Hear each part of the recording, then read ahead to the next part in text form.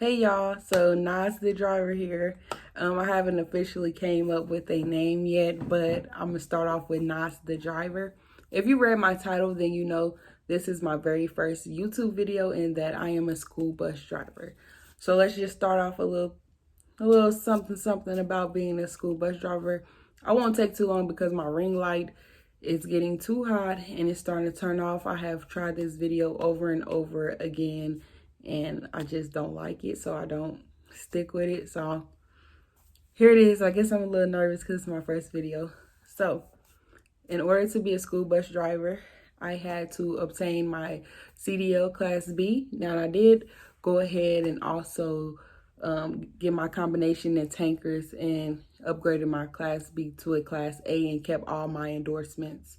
So, you know, when you have the endorsements and you have a Class A, you can really just drive anything as long as you have the endorsements. That's how it is in my state anyways. But right now we're talking about being a school bus driver. So in order to be a school bus driver, I had to get my passenger endorsement, my air brakes, and my school bus endorsement. I just needed those three. Of course, I had to do my general knowledge and, you know, stuff like that. But in order to be a school bus driver, I had to get those three endorsements. So let's get started. So last school year, my largest and longest route was, I'm looking at my paper, was 27 stops, and I had 33 kids with no bus monitor. As a newbie, it is very important to have a bus monitor, but we were short on bus monitors and drivers, so I kind of just did my thing. After the first day, I was like a little intimidated because I didn't have nobody with me, but after I got through the first day by myself, I pretty much didn't even want a bus monitor. Okay. So my second school, because I had two schools, my second school was 12 stops with 14 kids. Again, no bus monitor. So basically what I would do, I would wake up early in the morning around 3:45 and I would be at my base by 4:30, and I would go in, get my tablet, clock in. My tablet is with the GPS and all the kids, you know, you have to do attendance and stuff like that. Write-ups if you have to. I only had to write a kid up like one time since I've been driving. And it's been plenty of times that I should have wrote them up, but I just didn't feel like writing the kid up because they always just sweet talk me anyway into not doing it. So I would go in early, get my tablet, clock in. Then, of course, I would go and do my pre-trip around my bus. It had to be 8 minutes, at least 8 minutes to be considered a full pre-trip. Now, before all of that, before I got my CDL and I was in training, I had to get a trainer. And then we trained for about a month. It took me a month. But usually it takes others like 2 months. Me and my friend started off together. He got it in like 3 weeks or so, probably two. He was great. They thought he was like already a licensed driver. He did great. My biggest problem was parallel parking a bus. I could not get it for the life of me. Everything else was, you know, good. I did great driving. I did my railroads great. I just could not parallel park until I had to literally go home and just pick up random objects, and it's going to look silly, but I used to just pick up stuff. And then I would take like, okay, these are the cones and this is the bus. And you have to turn your wheel all the way to the right. And then you back it. Like, that's how I had to, you know, get it together for myself. So I finally did get it. And I did pass my state skills test on the very first try. So when I did go take my state skill test, I was very, very scared and intimidated. Now, imagine being with your trainer for a month. You're comfortable with your trainer, but when you go and take your state skills test, it is a examiner that you never met before. And of course, we're in the waiting room. And it sound like the hospital, but it was the waiting room, and you see everybody else are taking their test, and some are coming back, they're not passing, and it's really giving you anxiety a little bit. And that's how I felt. The lady that I went with, we started together during orientation, but she had a different trainer. So when I went with her, we went with her trainer because my trainer didn't show up. She came at the last minute after I passed or whatever, but I ended up riding with the lady that I started with and her trainer. So she ended up going first, and they was saying like in the lobby, like she has the easiest examiner, she's gonna pass. And when she came back, she did not pass. So it really just had my heart just in my I'm telling y'all, I was so scared when she didn't pass. But she didn't pass because she didn't pay attention to the school zone early in the morning. So that was her only downfall. She did end up passing the second time she took it, but that was her only downfall. I knew she didn't pass because she came back too quick, and I was like, what happened? But anyways, so I need to get some water. Okay. So anyways, they told me, I was so scared because they said, oh, you have the hard ass. And I will say this, do not listen to other people's opinions about people, because that man was very cool. He just was there to do his job. He's been doing it for years, and I'm so grateful that I did have a hard ass, because at the end he told me that I did a fantastic job, and it was just great to hear from somebody that's been, called a hard ass. So he was very cool, and I'm just glad that I did have him, because if I did something wrong, he would have told me. It is their job to be a hard ass, okay? It is their job to make sure you are fully prepared to drive a commercial vehicle safely. Okay, so boom, that's all done. I passed. Yay me.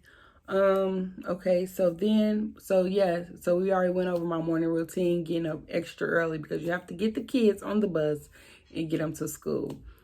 Now, my split shift. Of course, I'm a school bus driver, and the kids, after we drop them off to school, on their split shift, you could do whatever you want to do. You can pick up extra stops. You can pick up middays, which is just like maybe kindergartners that go to school half days. So they probably say I'm done with my second school by 9 a.m., which I did. I had a school that I dropped them off by 9 a.m.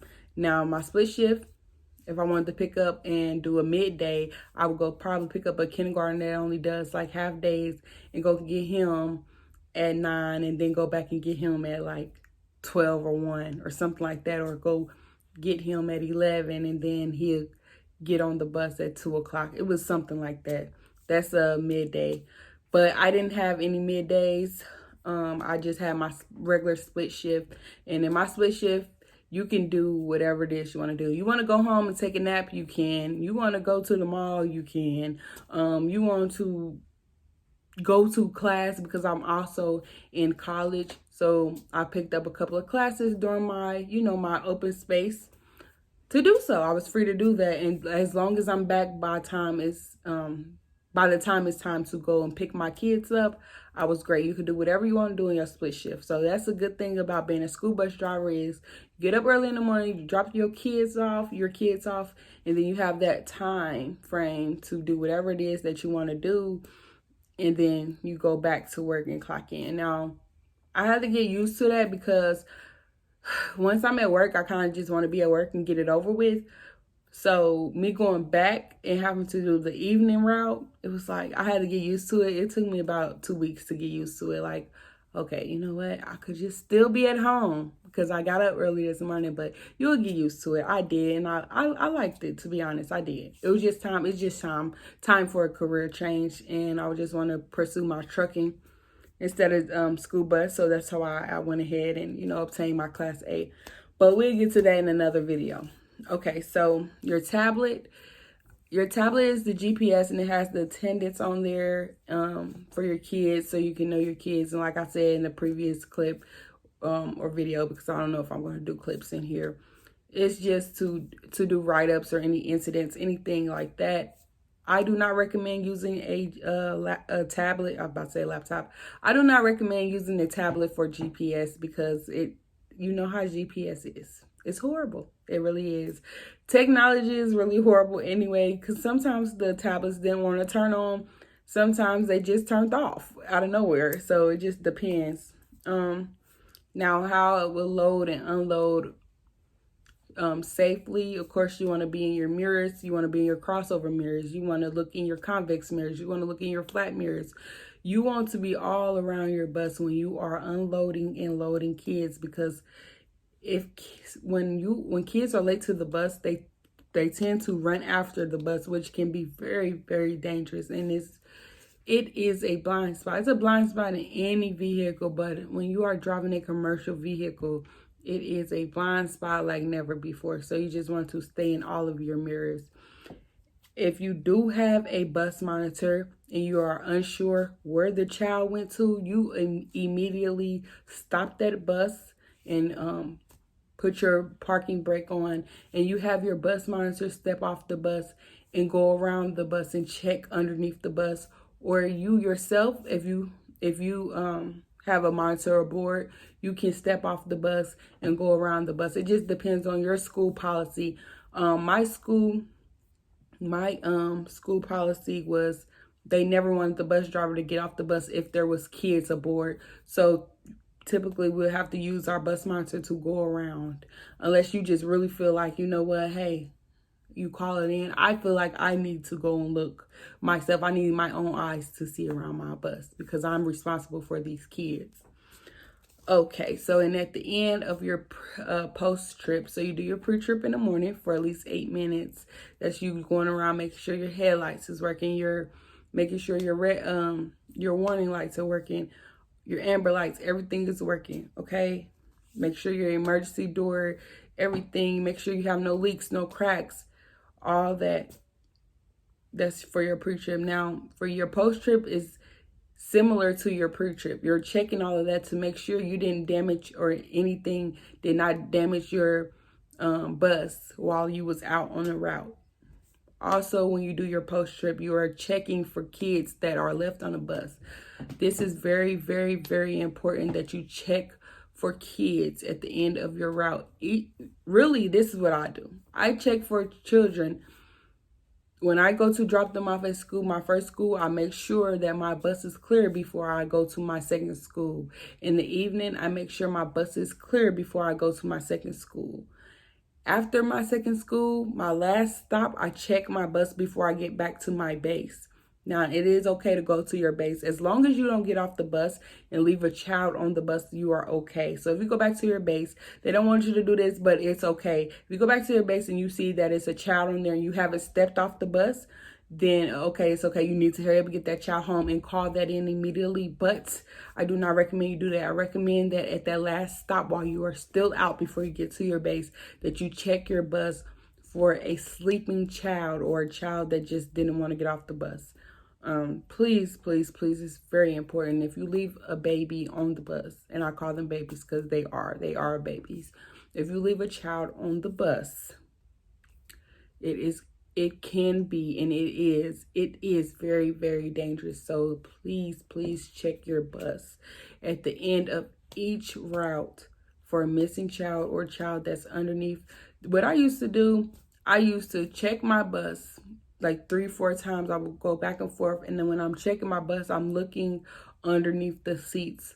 And then after I say, okay, all clear, I get off my bus when I'm back at my base or at the last stop, and I go to the back of my emergency door and I open it up and I look under my seats. And if you see clothes or a book bag, anything left on the bus, you want to grab it, because sometimes kids are small enough to bundle up underneath their jacket or underneath their book bag, and you mistake it for just a book bag, and it can be a kid just underneath their jacket. Please just touch. That's what I do. Touch everything, and as you're walking from the back to the front of your bus, hit the back of the seat. That's what I do. I hit the back of the seat. I slap it. I just hit the seat. That's what I do, y'all. That was one of my biggest just paranoia, is just leaving a baby on a bus. So I used to just spend most of my time checking my bus for sleeping kids or kids who just didn't want to get off the bus. That's just a little bit. I will now get into, this is kind of long. It's been 14 minutes. That's not even half of what it's like to be a bus driver. I just wanted to kind of just speak on it a little bit to be my first video. I will upload this video, and then I will start uploading more videos. I don't know if I want to make this a 2-part video. I might, yeah, I'm gonna do a 2-part video, getting to know me, and then I'm gonna write down some things about that I think that is important to talk about, or just something to talk about in my getting to know me video about being a school bus driver. And then in more videos I'll start going over you know, what's it like to drive, you know, tractors and trailers. So right now we're going to speak on school bus driving because I've been doing that for a long time. Before we get into the good stuff, because like I said, I am going to do a career change. So yeah, it was nice chatting with y'all. This will be my very first video. I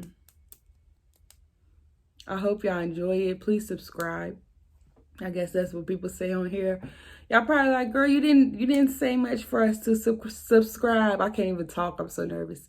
You didn't even say nothing for us to subscribe, girl. What we subscribing for? Subscribe because not only am I going to be talking about school bus driving, I'm going to be bringing y'all on a journey with just my life in general, my diets, my daily routines, just daily vlogs, family vlogs, anything like that. And you know, if we do good, y'all will be going over the road, on the road with me. I said over the road, on the road with me. Okay, so if we do good, y'all will go on the road with me. Y'all probably like that a little better because you can like see things more.